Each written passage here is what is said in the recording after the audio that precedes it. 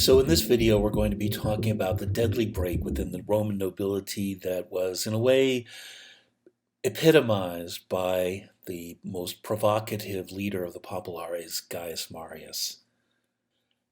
It's important to remember that the division that we're talking about, the Roman Revolution, was a division within the Roman nobility. This was not something that pitted the patricians against the plebeians, or the rich versus the poor, or the elite versus the masses. This was a schism within the Roman nobility, and it was fundamentally about what it was that Rome was headed for, what it was that Rome could be. It was about the vision of Rome as an idea. And with the acquisition of empire, this had come into question. With the acquisition of empire, there were many people that were saying that the old ways were no longer acceptable, that the old ways were putting Rome in danger, while the conservative elite were saying the opposite, that in order to hold on to its strength, its perseverance, its ability to remain eternal, Rome must cling to what had always had been. It must cling to the ideas of its origins, of the quintessential Roman man, of the idea of virtus, of the idea of the mos maiorum, the ways of our ancestors.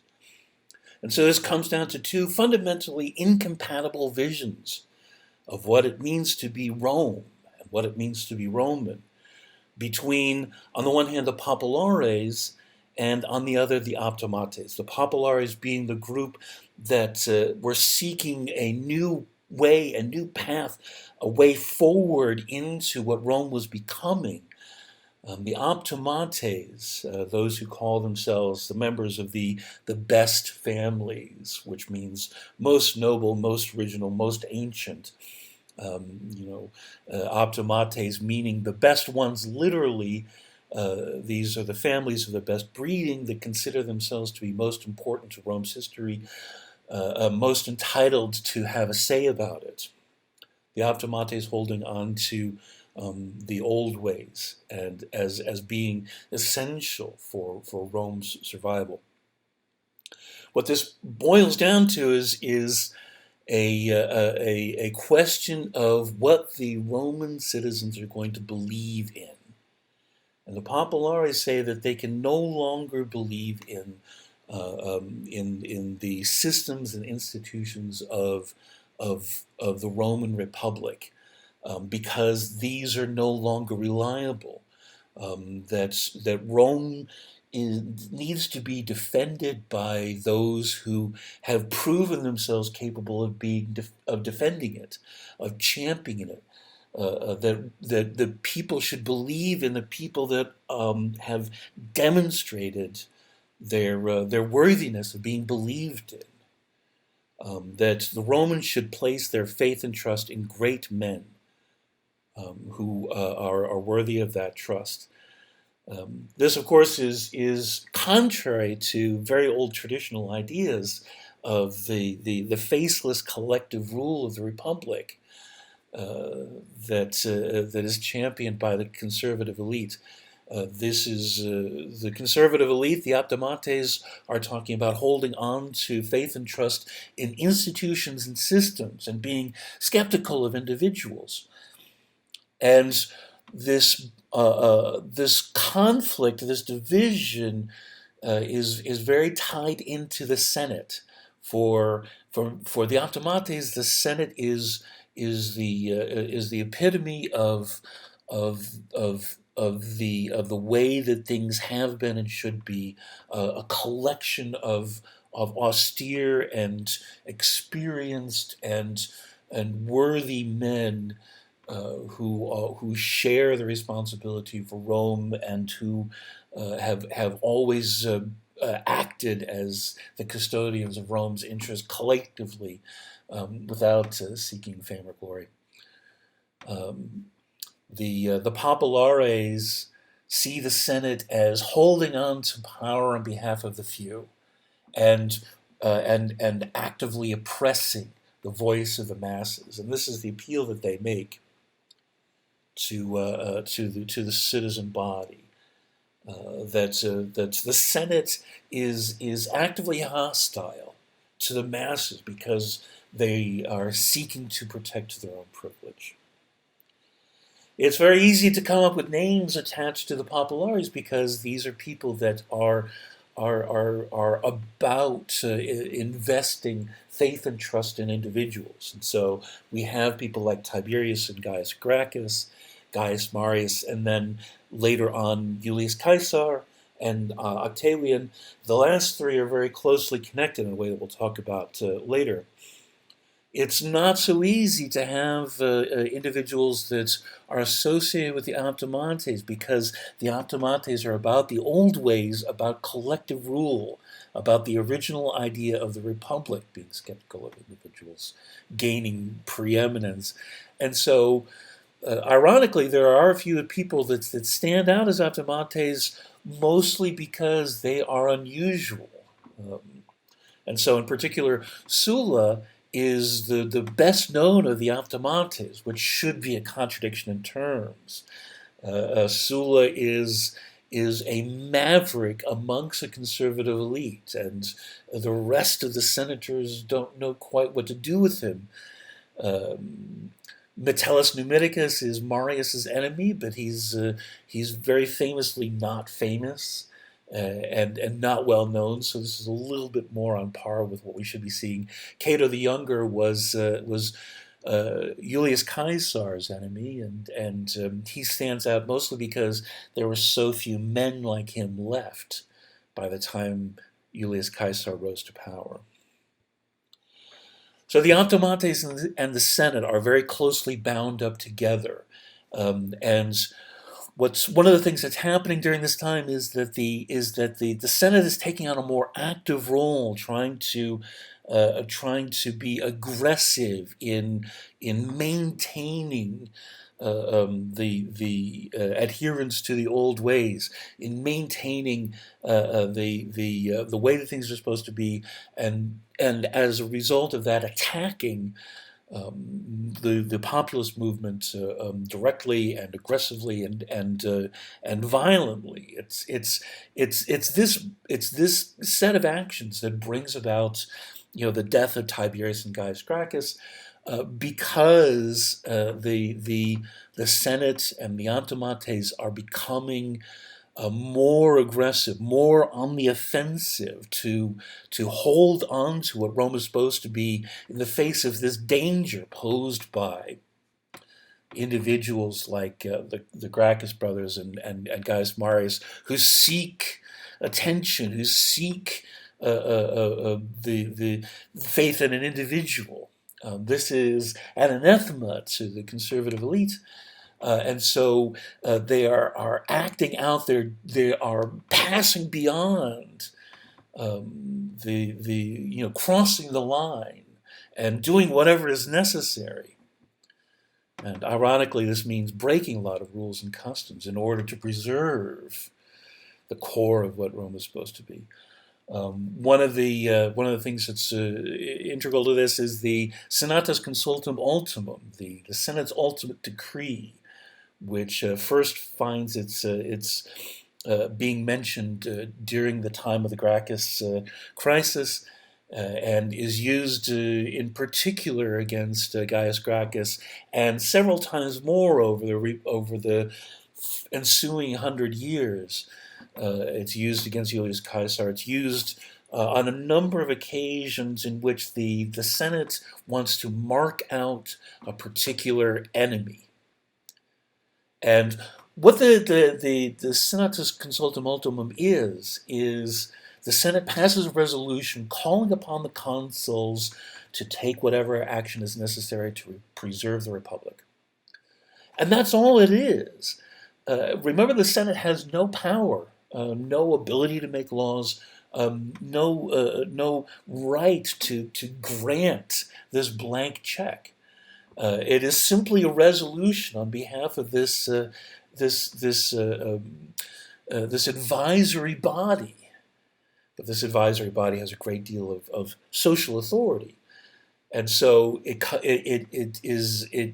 ends up being this unofficial but extremely powerful sanction for the consuls to take action, and not just the consuls. This is essentially, calling out a particular threat to the republic. In previous centuries, this would have been handled by a dictator, but the dictator belongs to an age past, and when it's resurrected in this era, it's in a bastardized, mutated form. This is the Senate holding on to that power, that authority, not giving it to a dictator, holding it onto themselves. By giving this blank check to the consuls, it's saying, we are the ones that in which this authority is invested, even though it is not actually legal, but social and custom that brings it about. Into the midst of this rises an unusual man, Gaius Marius. Gaius Marius comes to power out of nowhere. He gains his prestige by becoming governor of further Spain and ending up being extremely effective as a governor, and in making a whole bunch of speeches about how faith and trust in institutions, the systems of the republic, is leading leading Rome into danger, because it is empowering men who are gaining the consulship because of family, because of favors owed, and because they feel entitled to it, not because of capability. And increasingly, the raft of old men who are taking the consulship in turn know nothing about defending Rome, know nothing about Rome's place in this larger world, know nothing about how Rome has become an empire, know nothing about leading armies even, compared to somebody who has actually demonstrated this capability. And Gaius Marius stands in a way very much like a Coriolanus on the opposite side. Coriolanus made very bitter speeches about the masses and how they were endangering the republic, and so used oratory in this very bitter and sharp and divisive way. Several centuries later, we now have Gaius Marius doing so from the other direction, calling out the Senate and the conservative noble families as being the threat to the republic that must be acted against. Marius is issuing a call to arms that the people must act against the noble families that have held Rome together for hundreds of years. And he has an opportunity to demonstrate this vulnerability. Rome's problem in this period has more to do with client kingdoms than anything else. It doesn't have a great external enemy anymore now that it's defeated Carthage, and so its threats for now are coming from within. Rome has two ways of dealing with territories over which it gains dominion that fall under its domain. One is to make it into a province, and that means ruling it directly and sending out a proconsul or a pro-praetor. And we've discussed that and the implications of that. And the other option is the client kingdom, where a friendly king acts as Rome's puppet in exchange for power and a share of the tribute, blah blah blah. And so normally this works well as long as the client king remains in place.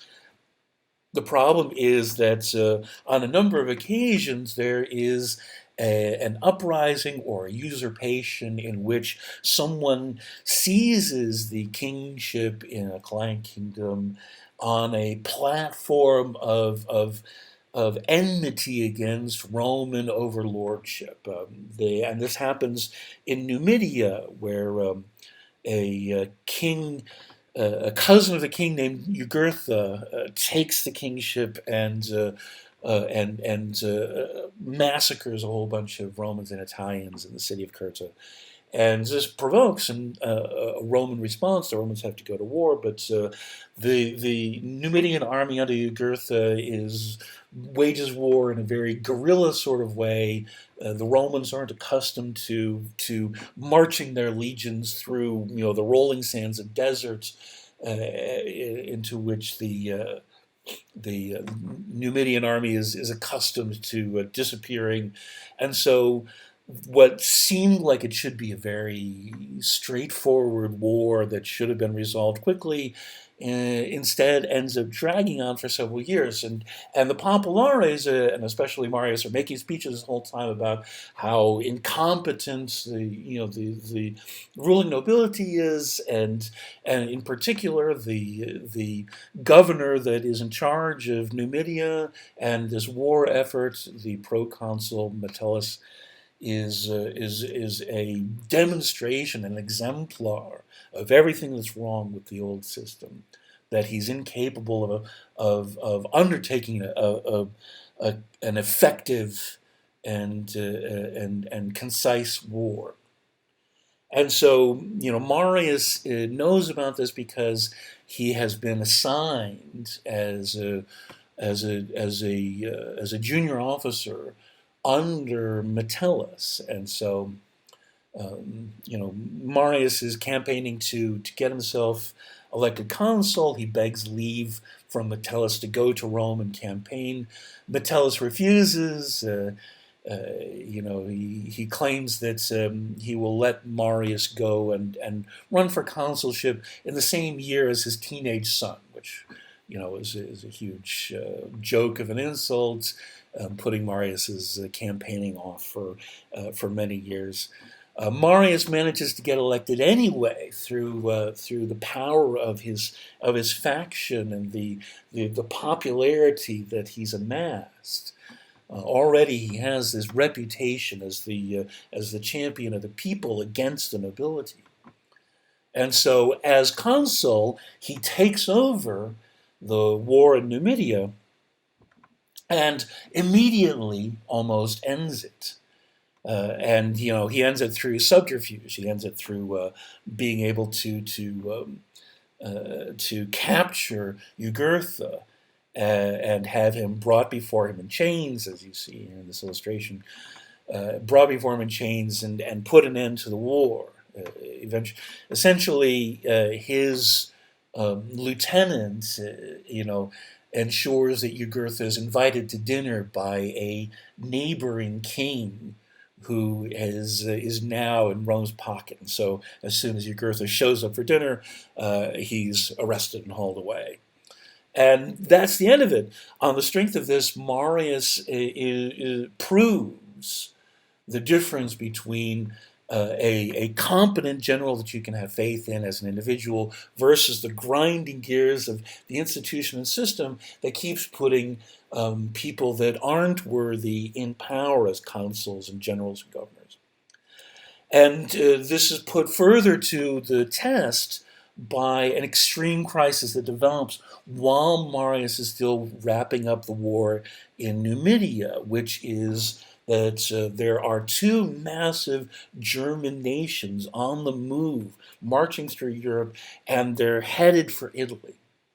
And the Romans send out a huge army to fight against the Cimbri and the Teutones, and they array themselves before these German armies that are barbarians. They should be laughably ill prepared against the storied and trained Roman legions, but they are both fierce and dedicated, and they massively outnumber the Romans. And so at the Battle of Arausio, 105, we have this huge, disastrous turning point.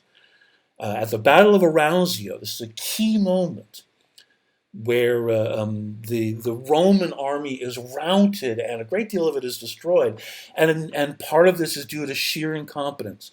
The Roman armies are not prepared, and they're positioned very badly so that they have their backs against a huge river. So that when the Roman lines break and the Romans fall back, they have no place to retreat to. And when the retreat becomes a rout, many of the Roman armies are driven into the river and end up drowning. And so they're caught between drowning on the one hand and being slaughtered by the German barbarians on the other. The blame for this falls directly on the consul and proconsul that are in charge of these armies, and the it's at this point that the Roman people hear the truth of what Marius and the Populares have been saying, and they call upon Marius to save them.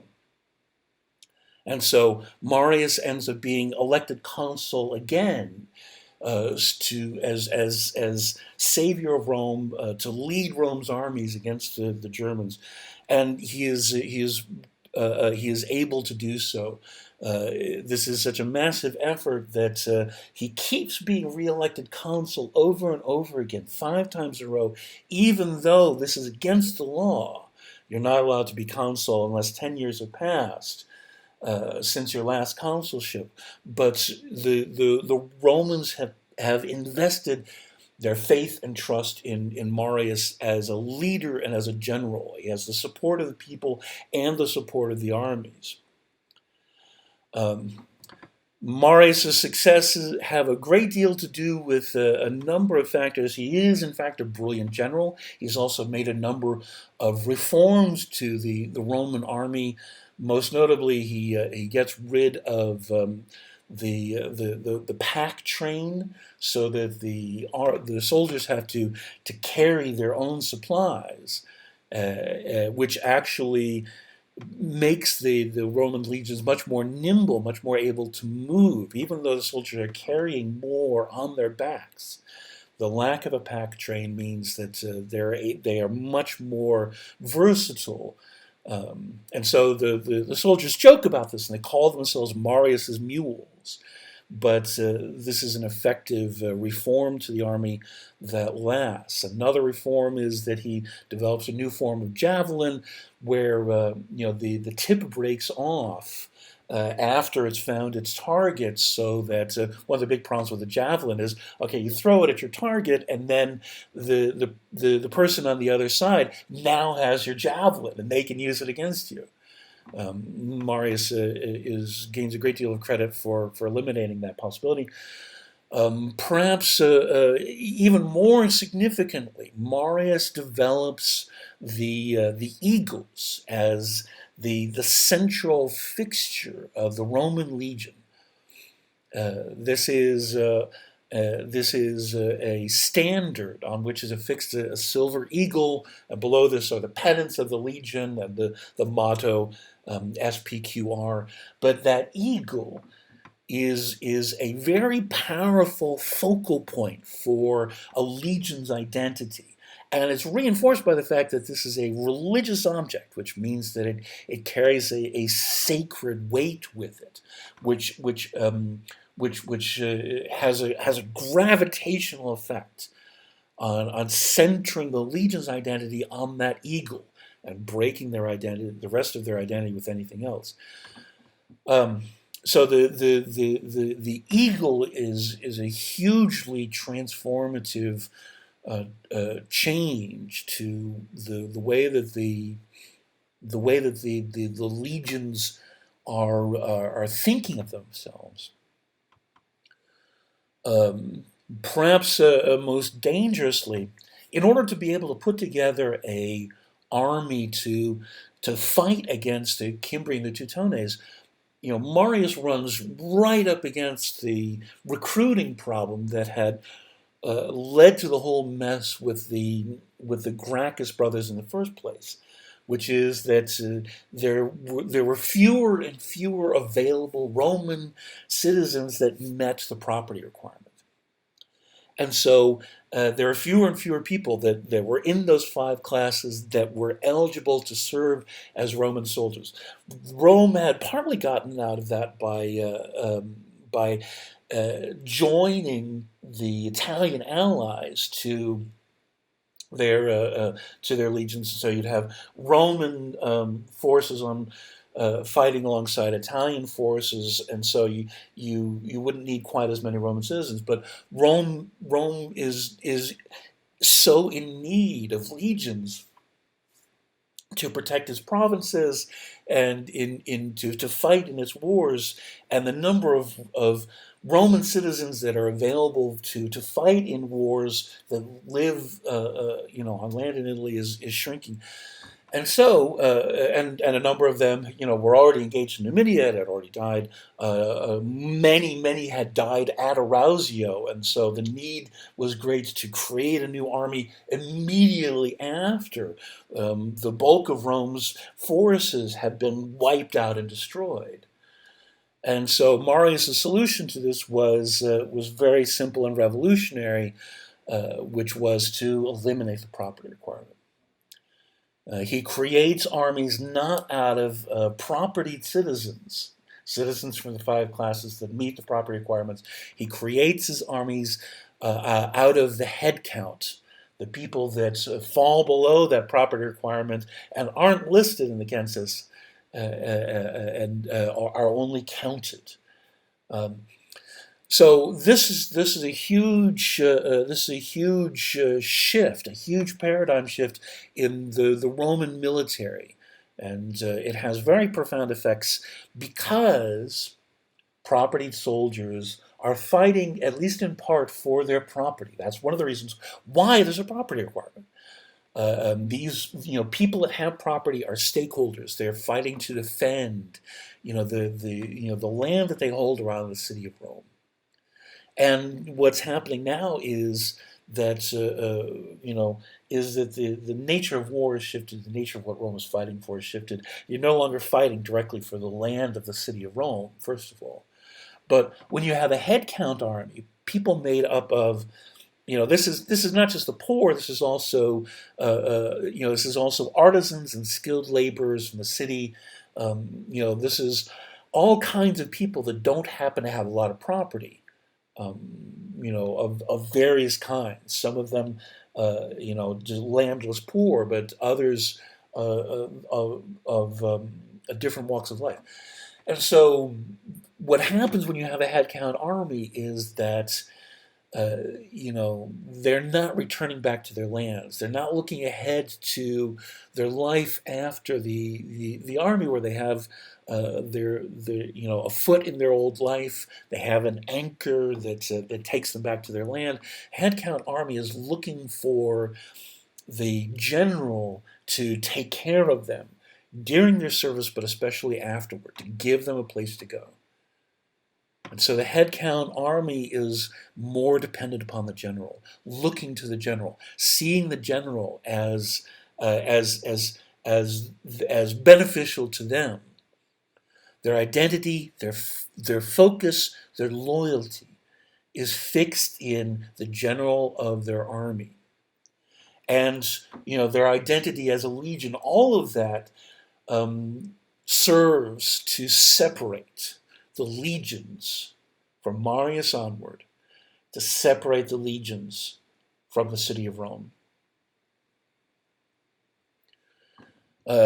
Marius continues on as consul even after the threat from the Germans is resolved, and he ends up engineering a number of transformations in the city of Rome toward the populist agenda, and he very cannily presents himself as a figure of authority and stability by using a radical tribune of the plebs named Saturninus as his agent, while seeming to distance himself from the radicalness of Saturninus. And so when Saturninus goes out of control and starts trying to bring about an actual revolution, The Senate is, through gritted teeth, forced to call upon Marius to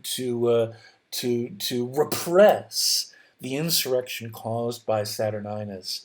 They passed the Senatus Consultum Ultimum, empowering Marius as consul to take care of this threat of insurrection from this radical, uncontrollable tribune. Um, the other big problem during this period, right around the year 100, is the question of Italian citizenship. The people of Italy are working side by side in the Roman economy. The Roman economy is essentially swollen to include the entire Italian peninsula. But the Romans themselves think of Italians as being, subordinate, as being other. The Italians are tired of being treated like dogs when they're doing all this contribution to what's going on in the Rome's power and strength, and not just economically, but militarily. And this is causing a great deal of bitterness. The Roman reliance on the Italians, the Italian allies, to augment their troops. The Italians start more and more to see this as abuse, and this comes to a head at Arausio. Again, Arausio is this huge turning point, the Battle of Arausio, where accusations were made that the Italian troops were placed in front in the position of greatest danger so that they would take the most casualties. And so the Italians are now demanding Roman citizenship, and the Romans have always been very stingy with citizenship. They hold on to citizenship. They don't want to empower all these people. They want to hold on to the benefits of Roman citizenship for themselves. And so this leads to the rise of a tribune named Drusus, who tries to bring about citizenship for the Italians. And long story short, Drusus ends up getting assassinated by the senatorial elite, once taking things into their own hands once again. And the assassination of Drusus is seen as demonstration that the Romans will never give them their citizenship. And so this leads to the social war. The Italians band together in a confederation to fight Rome. And they have all the benefits on their side. The Italians are trained in Roman warfare, and because it's Italy, they surround Rome, so they should be able to defeat Rome. And in fact, in the social war, this is called the social war because the Latin word socii means allies. In the social war, the Romans have it very badly, and they're losing for the first couple of years of it. The problem with the social war is that this confederation, Italia, has only one thing in common: hatred of Rome. And you can see this even on the obverse of this coin, which is made up of all these tribes that have come together toward this one end to throw off Roman dominion. And so they're unable to hold together, much like the Confederation, in the American Civil War. They're so invested in the strength of their individual identities that they can't find common purpose. They can't work together strongly enough. And so, the Romans are able to turn the tide by announcing that they will grant citizenship to any tribes that willingly lay down their arms. And so this divides the Italians. Some of them lay down their arms and are embraced by the Romans, because that's the way the Romans work. If you lay down your arms, the Romans will reward you. If you resist, as the rest of the Italians do, like the Marsi, then you will be destroyed. And so, the social war ends by the Romans giving what the Italians had demanded in the first place, citizenship for the Italians, but at the cost of this terrible war. And the consequences of that continue to reverberate through the rest of the breakdown of the Republic, which we'll be talking about in the next few videos. And that's that.